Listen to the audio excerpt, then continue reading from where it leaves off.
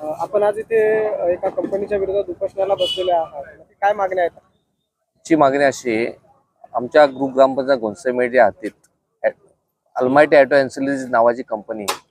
या कंपनीने जे पूर्ण बांधकाम केलंय त्यात कुठल्याही प्रकारची त्यांनी रस्त्याच्या वर पूर्ण शेड आहेत आणि पूर्ण कंपनीचं बांधकाम आहे. त्यात कुठल्याही प्रकारचा रस्ता वगैरे जाण्यासाठी रस्ता ठेवलेला नाही, कुठल्याही प्रकारची पार्किंगची व्यवस्था नाही, गार्डनसाठी व्यवस्था नाही. म्हणजे शासनाच्या जे नगर रचनाकाराचे आणि कलेक्टर साहेबांचे जे नियम आहेत ते सगळे पायदळी तोडून कुठल्याही प्रकारची परवानगी सुद्धा नाही त्यांच्याकडं.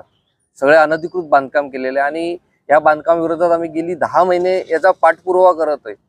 आणि म्हणजे शासनाच्या सर्व स्तरावर हे देऊन आम्ही अर्ज वगैरे करून आणि त्यात सिद्ध पण झालेलं आहे की या कंपनीने कुठल्याही प्रकारचे बांधकामाची परवानगी घेतलेली नाही.